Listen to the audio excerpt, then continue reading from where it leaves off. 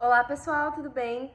Bom, hoje nós vamos falar então sobre técnica vocal e sobre nasalidade de voz. Então, às vezes, eu sinto que eu tenho a voz muito nasal, que eu falo muito assim, com muito nariz aqui falando. Não é uma voz assim, de como quem tá gripado, né? Mas é uma voz mais anasalada, mais assim, né? Eu sei que às vezes isso acontece. Não estou mangando de ninguém que tem a voz nasalada, porque é normal, tá bom? É normal mesmo, não tem o que fazer, isso é fisiológico, né? Então, tá tudo bem se você tiver a voz nasalada, mas a gente pode melhorar essa voz, né? De certa forma, a gente pode fazer alguns pequenos ajustes para que ela fique menos nasalada, e aí às vezes você sente que tendo a voz nasalada, eu não nasci para cantar, eu não tenho dom para cantar, a minha voz não é tão boa para isso, não fica tão bonita igual essas pessoas que eu vejo, igual os artistas, né? Isso às vezes é comum da gente pensar, ou comum de acontecer.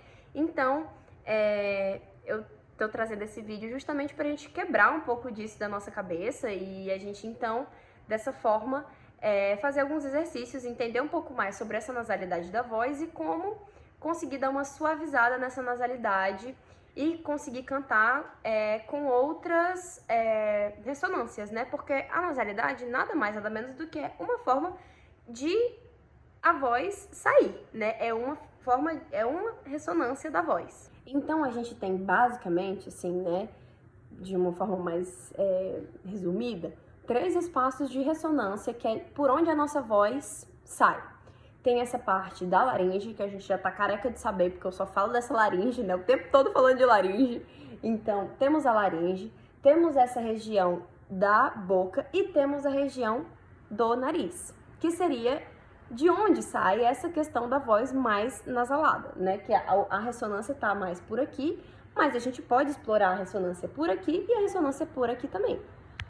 E isso, gente, esses espaços de ressonância, o que eles vão mudar é o nosso timbre, a forma como a nossa voz vai sair. Ou ela vai sair mais anasalada, ou ela vai sair mais brilhosa, assim como a voz falada, ou ela vai sair aqui mais baixa, como a voz de laringe, que a gente já viu várias vezes, né? Que a gente fala com a laringe, mas aqui pra baixo, né?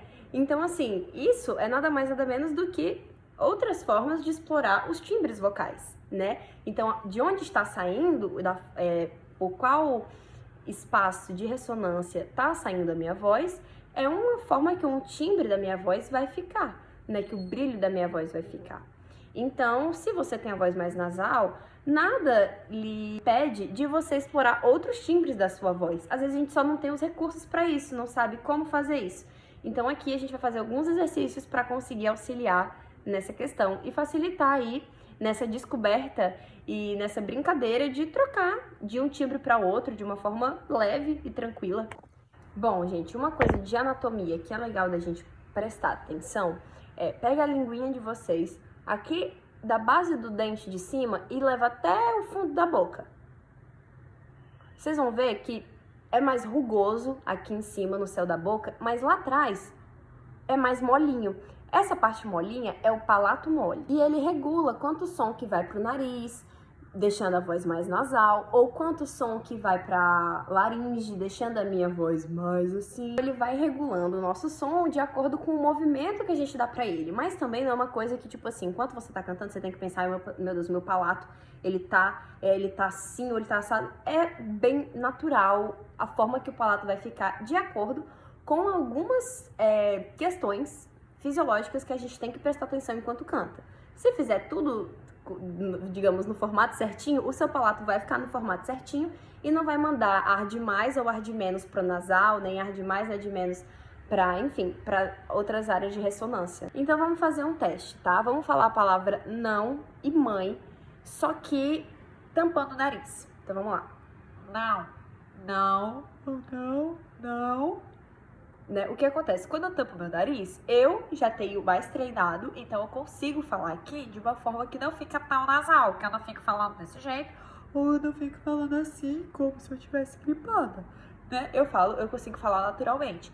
Mas se eu vou falar, não, mãe, eu não tenho tanto problema dessa questão, mas é porque eu já tô acostumada a falar dessa forma. A minha voz não é tão nasal, né? Mas, se eu vou falar, por exemplo, outro teste, né? Vamos falar casa e pai. Vamos lá. Casa, pai, tá vendo? É normal, eu consigo falar de uma forma natural, assim. Mas isso é porque eu já estou treinada. Se você também conseguiu falar não, mãe, casa, pai, até o não, mãe, eles são palavras que realmente eu também sinto indo mais pro nariz, né? Tem uma certa resistência da voz de falar aqui. Tipo, não é tão natural quanto falar casa, não. Tem esse travadinho. E olha que é porque minha voz não é tão nasal, eu já sou mais acostumada a falar mais aqui nessa região, então pra mim eu consigo falar não, mãe, mas ainda assim não é tão simples. Então o que acontece às vezes é que algumas pessoas só estão acostumadas a falar sempre com esse não e mãe, mais anasalado e, enfim, já estão treinados, né, a falar dessa forma. E a gente tem que fazer é destreinar isso, entendeu? Então vamos lá! Então, quem tem uma voz hipernasal nem consegue falar o casa aqui, nessa altura. Fica casa, pai, mãe, não, né? Então, isso é um teste pra gente ver se você tem uma voz hipernasal, se você consegue mais ou menos, ou se você consegue de boa, assim, tipo, eu consigo de boa. Mas pode ser que você não consiga tão de boa assim. Então, isso é bom pra vocês também saber de, beleza, então a minha voz é um pouco nasal. Às vezes a nossa voz é nasal e a gente nem percebe. Então esse é um teste pra gente perceber se a nossa voz é nasal ou não. Se ficar muito, muito, muito aqui tá falando e tá assim, não sai de jeito nenhum dessa forma aqui, só sai assim, é porque a voz é hipernasal. Se sai mais ou menos, sai aquela coisa, não, é mãe, que é uma coisa meio assim, a sua voz já é um pouco mais nasal. E se ela ficar só assim, normal também, né, não e mãe, é porque a sua voz não é nasal. Uma outra coisa que pode também estar ocasionando a nasalidade da voz é não estar com espaço para sair a voz pela boca. Às vezes a gente está cantando uma música e não está articulando tanto. E é importante que a gente articule bem a nossa boca para cantar. Porque se a gente canta com a voz aqui, muito aqui assim, ó, se eu vou falando só assim, que eu só mexo mais ou menos, os meus dentes estão fechados, por onde que o meu som vai sair? Entendeu? Vai ter que sair pelos mini buraquinhos do dente, entendeu? Então, o que acontece? Às vezes, isso que acontece. Se você tem a mania de falar mais assim, com o lábio mais curtinho, né, e não falar com tanto espaço na boca, por onde é que o ar vai sair? Não vai ter espaço para sair pela boca, porque aqui, ó, eu tenho o tempo todo espaço na minha boca para sair. Se eu ficar falando assim, o que vai acontecer? Minha voz vai ficar mais nasal, porque o único buraco que vai ter para sair um som é pelo nariz. Entenderam? Então isso também pode ser que, se você tem uma voz um pouco mais nasal, pode ser que seja por isso, de você não estar articulando tanto a sua boca para cantar, para falar, enfim. Bom, gente, o primeiro exercício que a gente pode, então, fazer para auxiliar nisso é que a gente precisa de quê? Se a gente não tá tendo tanto espaço, a gente precisa conseguir espaço. Como é que a gente consegue espaço? Vocês já estão carecas de saber que é descendo a nossa laringe, certo? Deixando, então, o nosso céu da boca mais elevado. Aqui a gente vai ganhar 2 espaços. Eu não falei que a gente tem 3 espaços de ressonância? Se tá muito no nasal, a gente precisa abrir o espaço daqui, da boca, aqui nessa região, e aqui da região da laringe.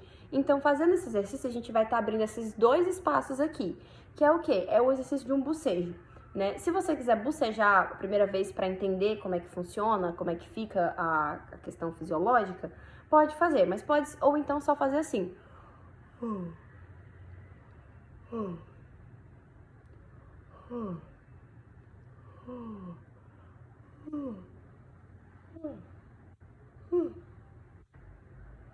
Eu acabo bocejando sozinho. Mas assim, você pode então bocejar mesmo, sentindo esse espaço abrindo.